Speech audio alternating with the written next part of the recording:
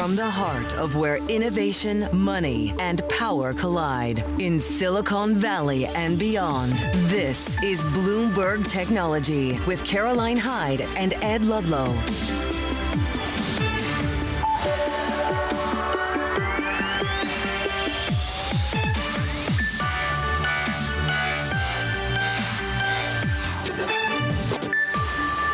Live from New York, I'm Caroline Hyde, and this is Bloomberg Technology. Coming up, a volatile Nasdaq. That's after posting its worst quarter in nearly 3 years. Plus, grants from the US CHIPS Act in limbo as the Commerce Secretary pushes semi-companies to expand their US projects. And amid trade anxiety and weaker Tesla sales, we sit down with the CEO of EV giant Rivian. But first, we check in on these markets that actually are trying to push back into the green after what was a pretty horrific quarter. The first quarter for the Nasdaq 100 was the worst since the second quarter of 2022. You are seeing the sell-offs in the terms of more than 20% for many of those magnificent 7 names. Nvidia down almost 20%. You see Broadcom having its worst quarter in its history. Let's break down the moves and what it signals for this quarter now. Isabel Lee is with us for more. And it was the most loved names for 23-24 that got punished the hardest. Exactly. And altogether, they shed some $2 trillion in market cap. Lots of superlatives out there. We won't really lose track. Microsoft, Amazon, Meta, down 20% from their peak. Broadcom down 33% since December. And it's just interesting how these tech behemoths are now dragging the markets lower. And for more than 2 years, they've been the darlings of AI. They're the ones that powered the markets to really its bull run. And now questions about AI are coming at a time when there's just really a lot of macroeconomic uncertainty all around. And throw in DeepSeek.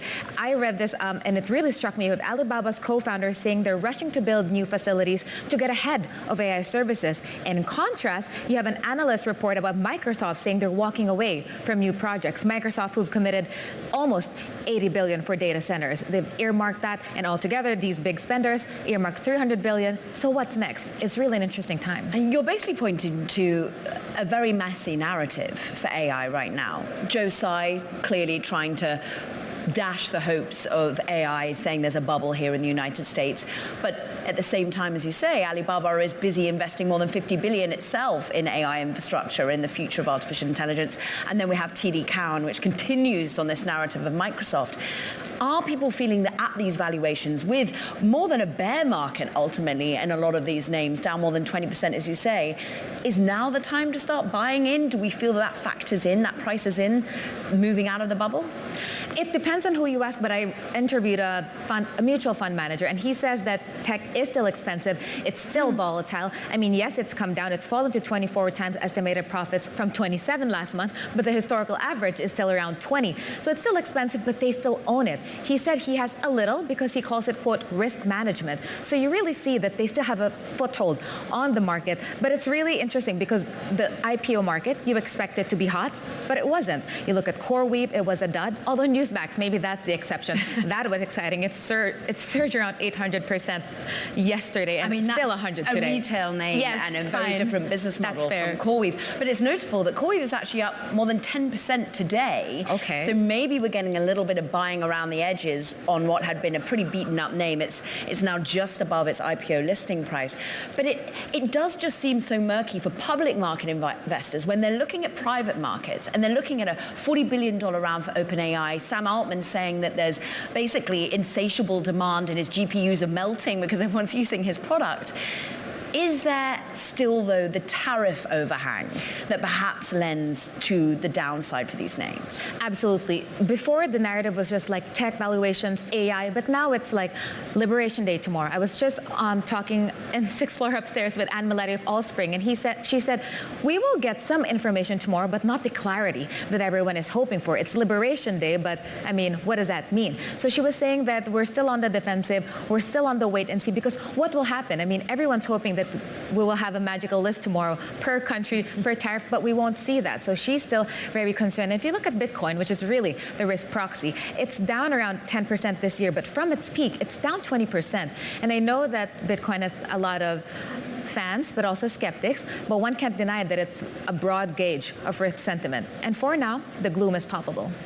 It is. Well said, Isabel Lee. We thank you for that breakdown. Let's just get into the weeds on chips specifically now. Commerce Secretary Howard Lutnick may withhold CHIPS Act grants to push companies to expand their U.S. projects. That's according to sources. His goal is to generate tens of billions of dollars in additional semiconductor investment commitments without actually increasing federal grants. Bloomberg's Peter Elstrom joins us on this now. We'd all known that President Trump was not a fan of the Biden-Harris administration's CHIPS Act, even though it was bipartisan in nature. But it looks as though they're looking at a different way to orchestrate it. Yeah, that's exactly right. So just to back up a step, the CHIPS Act, of course, was passed with bipartisan support. The whole idea is getting these chips companies to invest more in the United States. It's $52 billion in grants and then tax credits, which are very, very important here, too. So the Biden administration scrambled in their last days to try to finalize the agreements with a bunch of the most important chip companies in the world, including TSMC and Samsung and Intel and Micron. They finalized the terms of these accords, but they didn't disperse all the money. The whole idea was that these companies would hit benchmarks and then the money would go out.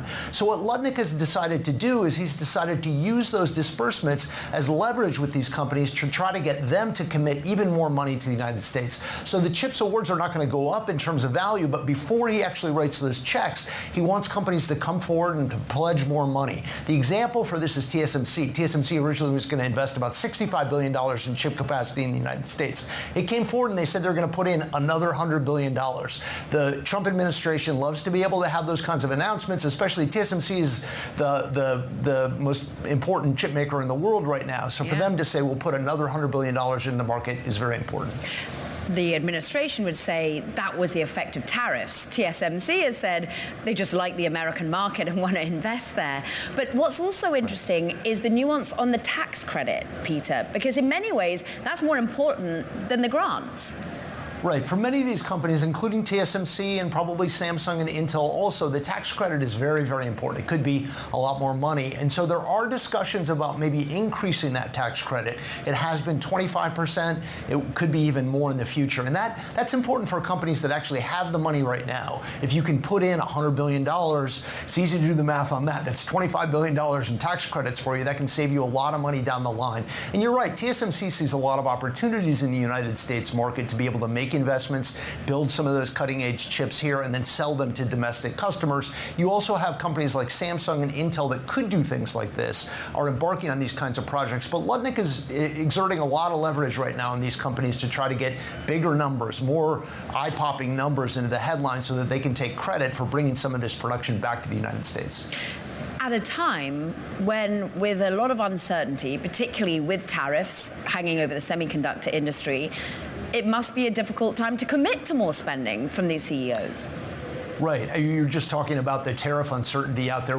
I guess we'll find out some things tomorrow, but a lot of this we just don't know at this point. And you're right. Lutnick and the Trump administration have pointed to tariffs as part of the reason that some of these companies are investing more in the United States. In the tech sector, the chip sector in particular, it's unclear. We don't really know what the tariffs are going to look like. There's been talk about putting tariffs on the chips themselves, maybe the products, the end products that chips go into. It's not clear exactly how that's going to play out. So I think they need more information. And of course, the time frames are totally different. They're changing these policies almost by the week, as we've seen. And when you invest in a chip company, you have to plan for decades at a time. So the time frames really don't match up here. They're gonna have to resolve some of those conflicts going down the line. Peter Elstrom, brilliant to have you. Thank you very much indeed. Thank you. Let's stick on chips and chip makers. Global Foundries. Well, it's exploring a potential merger with the Taiwanese chip maker United Microelectronics as a way to create a more resilient manufacturer of older generation semiconductors. It's all according to sources. Now, a deal would face multiple hurdles, including financing, potential opposition from Taiwan's government, and regulatory approval from China. And another chip name that, of course, is affected by potential CHIPS Act grants, but also the new change of CEO, is Intel, off by 2.4%.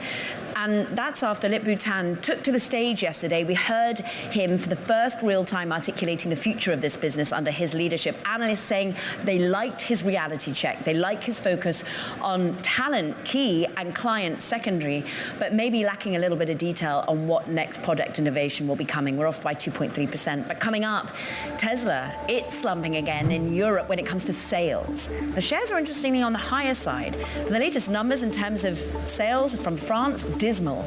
We'll discuss that next. This is Bloomberg Technology.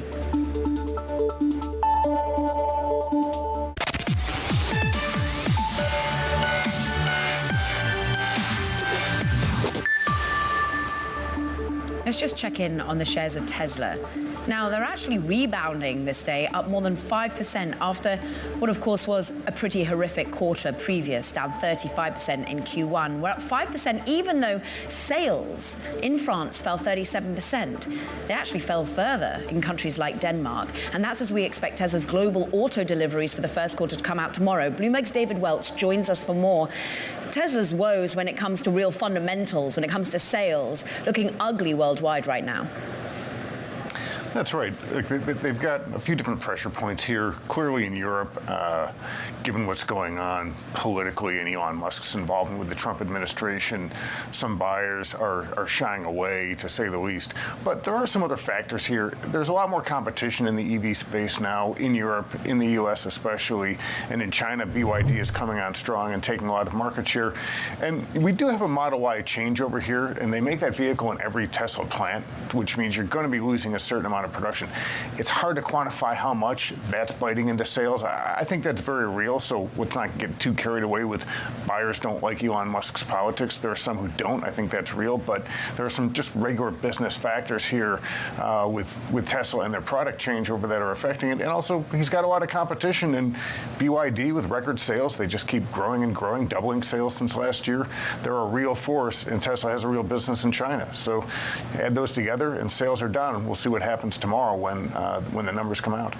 I think that's really important to note the competition, the element there. It's interesting, Wells Fargo putting out a note today saying Tesla just needs some magic at this particular point, because they do say, yes, you've got this turnover in terms of production, but are people really going to be rushing out for a new iteration of the Model Y? They worry about cannibalization of any cheaper product. And there's also the fundamentals of the US in terms of that $7,500 buyer credit that's likely to come away, right?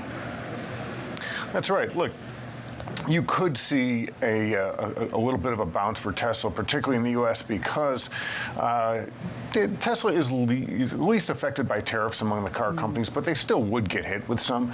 And some buyers may say, hey, Tesla has parts that are imported, so I don't want to have to pay more for a Tesla in 3 or 4 months because of tariffs. And then some people we've seen this so far with numbers that are out, buyers are going out there thinking that if Donald Trump is going to make good on his tariff threats, he will probably make good on his threats to get rid of the $7,500 EV tax credits. So we've seen a jump. We saw it in the fourth quarter. We're seeing it again so far with the companies who've reported in the first quarter.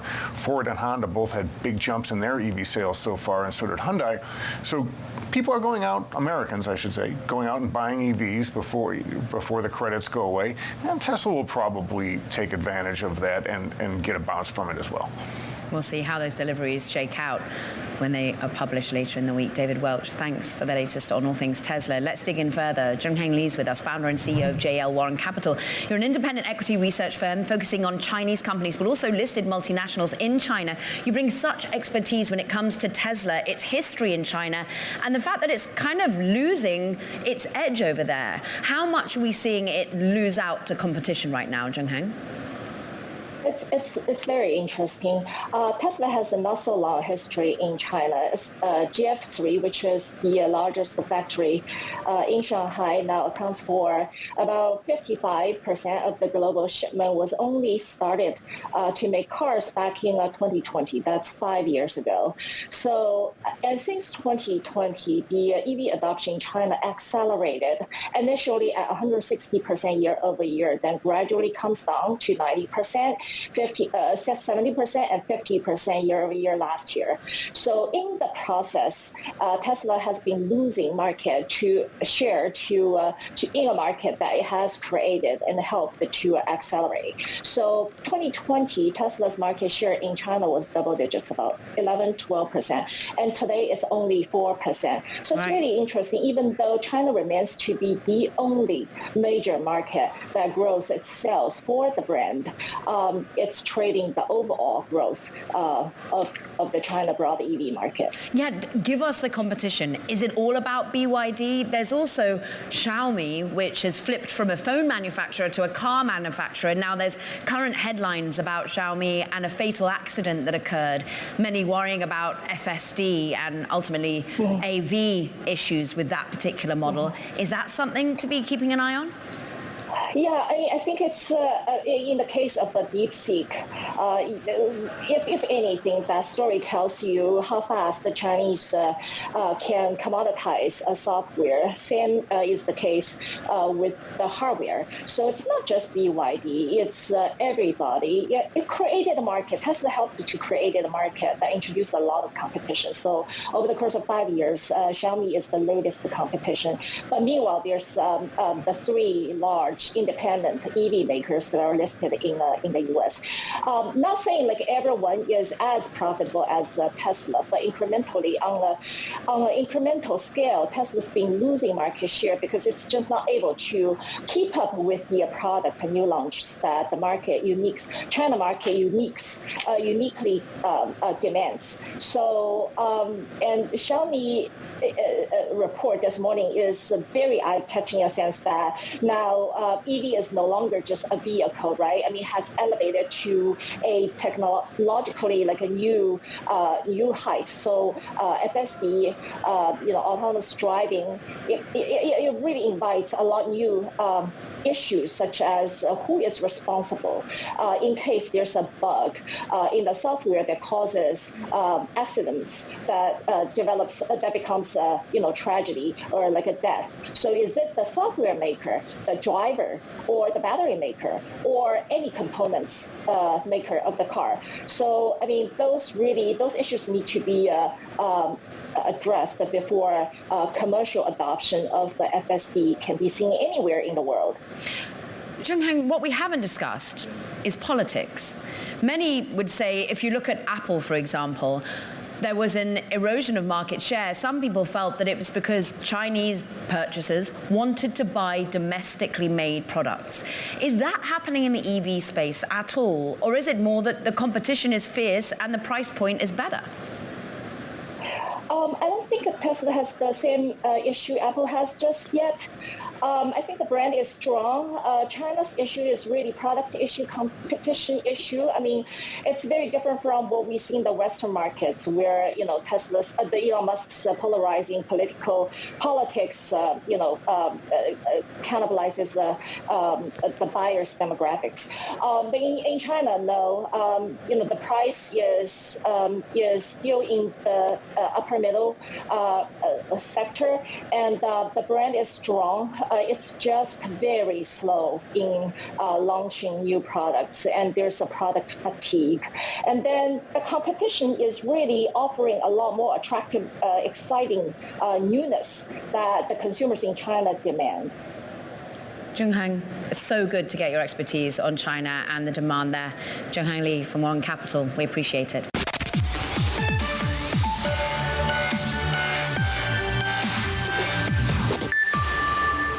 Time now for Talking Tech. And first up, SpaceX. Well, it's launched the first ever human spaceflight over the Earth's polar regions. The Fram-2 mission took off a Falcon 9 rocket Monday evening, carrying 4 passengers. The trip is expected to take 3 to 5 days and will be used to conduct research on the impact of spaceflight on human health. Plus, the ECB president, Christine Lagarde, says that the use of AI could upend Europe's social model. Speaking at an ECB conference, Lagarde recognized the productivity gains that could be achieved with AI, but warns that the technology also has the potential to increase labor market inequality across the region. Meanwhile, SoftBank is seeking a loan of as much as $16.5 billion to help fund its AI investments in the United States. It's all according to sources. The bridge loan would help to finance that $500 billion AI infrastructure project, as well as the $40 billion funding round, of which it's committing $30 billion to, which it leads on OpenAI. Talks with banks are in early stages, and details may change over the coming weeks. But we're going to stick with SoftBank's funding of OpenAI now. The company behind ChatGPT, of course, says it has finalized that funding funding round of a record $40 billion. It was led by SoftBank, and it's putting the company now at a $300 billion valuation.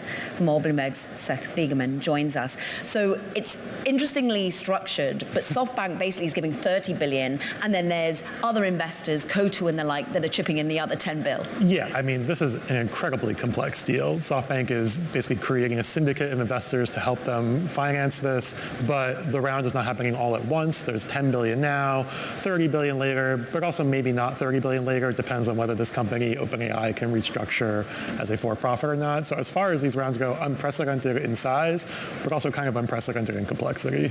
And also a new relationship being formed between Microsoft and OpenAI, because before they were the biggest backer, really.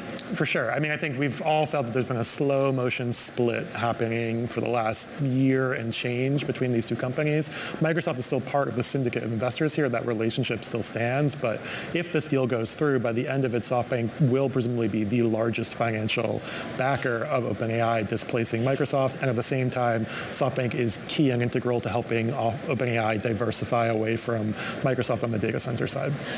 The revenue numbers, though, that we're starting to get a glimpse into, they're good. We're seeing spectacular growth for OpenAI.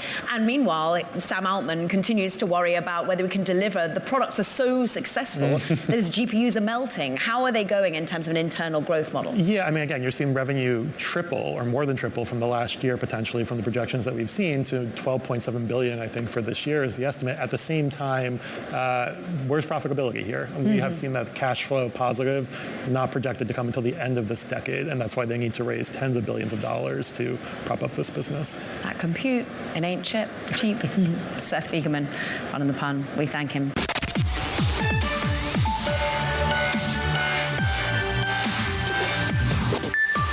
Welcome back to Bloomberg Technology. I'm Caroline Hyde in New York, and we have a slight bounce back. After the worst quarter for the Nasdaq 100 since almost 3 years, we're up 0.6%. In fact, technology is on the higher side when you looked at over in China, up almost a percentage point on the Golden Dragon. We're also looking at the stock 600 in Europe, which now is closing up more than 1.1% on that tech index. But this is all amid the worries about tariffs, about Liberation Day. Let's just go there, because the EU says it's ready to fight back against President Trump's global tariffs, stating that they have, quote, strong plan to retaliate if necessary. Let's get more from Kayleigh Lyons over in Washington. And Ursula von der Leyen trying to ready a response here. Yeah, we've already seen the EU promise a response to the 25% steel and aluminum tariffs that have already been announced and put into place by the Trump administration. That will affect about 26 billion euros in goods, from Harley-Davidsons to things like bourbon and whiskey. But what the EU is promising here is potentially greater retaliation after tomorrow, which is assumed to be the implementation of 25% tariffs on auto imports, which obviously affects European auto manufacturers, as well as whatever reciprocal tariffs for EU nations the president ultimately decides on. As for what that retaliation could look like, the big question here is going to be whether or not the European Union decides that anti-coercion instruments are going to be justified here, which is essentially a set of tools that are designed to be in response to countries using trade or other economic policies to try to coerce the European Union. That could have specific implications for big tech companies in particular, keeping in mind that one of the anti-coercion instruments could affect intellectual property as well as digital services trade, things that technology companies obviously are involved in. The irony is, Caroline, if ultimately that is how things end up in terms of European retaliation, it is one of the things that President Trump is most upset about in terms of what he sees as unfair practices by Europe. It's not just about tariffs, but so-called non-tariff barriers, which he sees as not just the value-added tax, but also some of the regulatory policies around technology. I want to go there in a minute, Kayleigh, a little bit deeper, but for now we're seeing some European response. Mercedes, of course, big automaker in Germany, saying it's pulling its U.S. entry-level cars because of Trump tariffs. Of course, the cheaper Mercedes, they're going to be hit the most in terms of ultimate profitability when shipped to the United States and tariffs upon them. So Mercedes is pulling its U.S. entry-level cars over the Trump tariffs. But then go to the digital services side of the equation. As you said, the irony is that was what really annoys big U.S. tech. In particular, Mark Zuckerberg seems to be his eyes on the digital service tax. And how would that be rectified, or how would that go deeper if the EU responds in this way? Well, it's not just Mark Zuckerberg, Caroline. President Trump doesn't like this either. He is repeatedly in his remarks to reporters talking about the justification for imposing tariffs on trading partners like the European Union as them being unfair to U.S. technology companies. He has said this on multiple occasions. As for what that looks like, it could obviously manifest in a number of different ways, including overall just the tightening of regulation around big technology companies, as the European Union obviously is a big importer of services, which gives them a little bit of leeway as to how exactly those services businesses are able to conduct themselves. As I mentioned, intellectual property rights also one way in which anti-coercion instruments could come into the picture. All of that said, there could potentially be some serious retaliation for that retaliation from President Trump, as we have already seen in response to the threat of retaliating against those tariffs on Harley-Davidson's and alcohol products. He's suggested a 200% tariff on things like European wine and champagne. So this could go back and forth in a lot of different rounds, Caroline. Retaliation on retaliation. Kaylee Lyons, thanks so much. Now, amid, of course, this US-EU trade tension and the brace for tariffs, we need to bring you an expert voice. Tom Wheeler, he's the former FCC chairman, current visiting fellow at Brookings Institution. You are putting so much thought into the impact of this tit for tat, let's call it. But what ultimately do you think the US can achieve here for its US big tech companies with the threat of tariffs? Anything? Well, I think Kaylee did a terrific job of explaining what the issues are here, Caroline. But at the root, there is a sea change in what tariffs are all about that could be forthcoming. We don't know what's going to happen exactly tomorrow, but if this discussion of responding to regulation comes through, traditionally, tariffs were imposed to protect production. But on February 21st, the president issued instructions to his tariff enforcers, instructing them to deal with how can they protect big tech profits. So the move from protecting production to protecting profits, as I said, is a sea change. And if we see that tomorrow, undoubtedly the EU is going to respond. And this won't be the first step. There will be next steps, and we're entering a world that we really have not experienced before. Can you go into how you've thought about this might even work? Because there's one thing about tariffing a product, but tariffing data flows, how does one do that? Exactly. There's a huge difference between cars and champagne and zeros and ones, right? Shame, but yes. And so you know how to tariff a bottle of champagne that's coming in. How do I respond to zeros and ones? And particularly, I think there's two parts to that. One, how do you respond when those digital services are going out of the country into Europe, where they're being regulated, rather than being brought in from Europe like a bottle of champagne? And sure, you can go after European companies like Bookings.com and those, but that's the tip of the iceberg. That's small potatoes. How do you deal with? You then have to how do you deal with data flows? You then have to get down to the question of, okay, let's just think about this. Where are the data flows in and out of the EU? Well, they're financial transactions, even more than digital services activities. So do you put some kind of a tariff on those flows? Do you put some kind of a tariff on when information is accessed in American databases? I mean, there's a whole new world that we're entering here. You know, the United States dominates the cloud services market. When you access a cloud service provided by an American company, is there a tariff on that? Right. I mean, this move from hard goods to soft goods is revolutionary.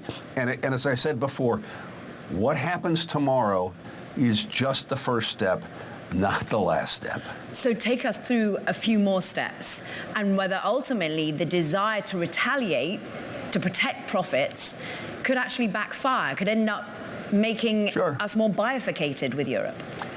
So the fascinating question here, Caroline, is will Donald Trump make European tech great again?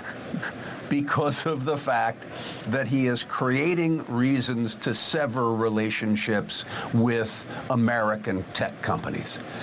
You know, the underlying theme of the relationship between the U.S. and Europe has been around security. And the European countries have all recognized they have to step up to their own security. But what is security today? You know, sure, you can switch from making cars to making tanks, but that doesn't reflect, for instance, what's been going on in Ukraine, where it is not expensive, heavy weapon systems like tanks that are decisive, but inexpensive, software-based systems like drones. And so we've seen a change in the battlefield, where it used to be that software supported hardware, kinetic hardware systems. Now you have software instructing that hardware what to do. Right. And you've got to believe that the Europeans, as they go to increase their defense capabilities, aren't going to ignore the fact that it's not just hardware anymore, it's software. And can we rely on United States software service providers? You know, for instance, when Donald Trump shut down Starlink's access to the Ukraine army as a part of a leverage with Zelensky, Food for what thought. kind of message did that send? Tom Wheeler, about we must leave it there. From the Brookings, we thank you.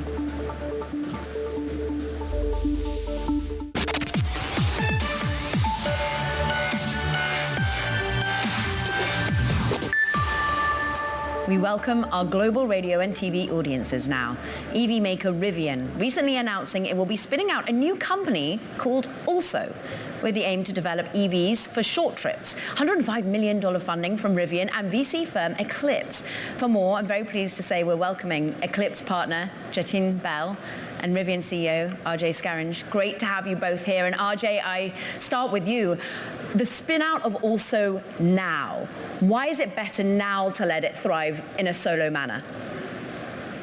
Yeah, well, thanks for having us on. Yeah, as we think about overall transportation space and what needs to happen, of course, there's electrification of vehicles and the infrastructure that we know of today, and that's what Rivian's been focused on, of course, first in the United States, and with our R2 program, soon Europe.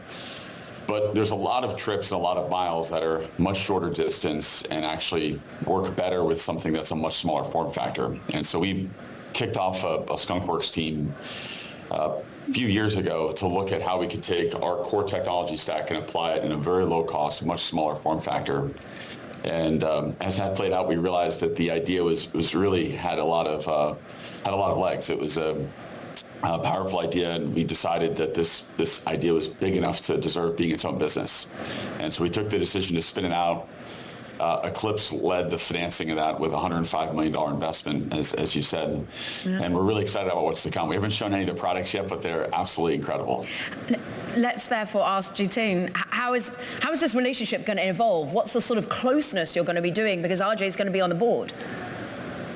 Yes, I think it's exciting because I spent many years at Rivian working closely with RJ, and now in this new role at Eclipse, really excited to invest in this opportunity and really disrupt the micromobility space. So yeah, I'm really excited to partner again with RJ and the Rivian team, as well as the Also team to bring this vision to life.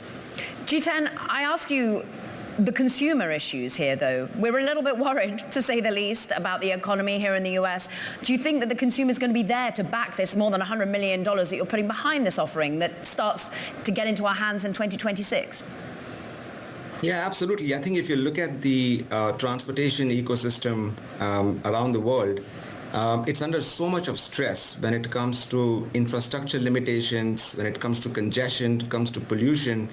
And micromobility is a very important piece of that puzzle. More cars, more buses, more trains is not going to be the answer. You need something smaller, something more flexible to complement those other modalities.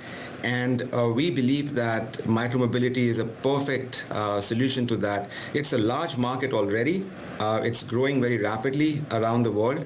But if you look at the solutions, they're very weak technically, very poor user experience. They lack reliability. And this is where the opportunity is. And I think the consumer is waiting for something more compelling to hit the market. Ajay, it's a global opportunity on micromobility, and you just talked about how it's a global opportunity for you right now with Rivian and the R2 rollout. This is a difficult time to be a global business. How are you preparing yourself to access the European market when we're worrying about tariffs, and you've always set aside hundreds of millions of dollars in potential policy impacts?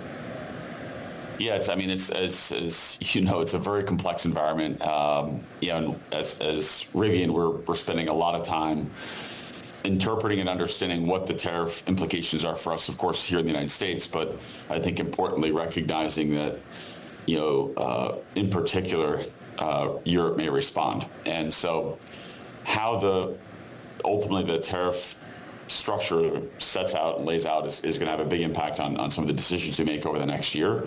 We're staying very, very close to it, but it's, as you've called out, it's a very dynamic situation. And I think some of the uncertainty is what makes it the most challenging to navigate. Ajay, are you in close discussions with the administration itself? Have you been getting a glean on what they're thinking of for the future? Well, I think, one of the things that's important, just if we take a big step back from all the noise of what's happening, what's going to happen tomorrow with some of the tariffs that have been talked about and will be rolled out.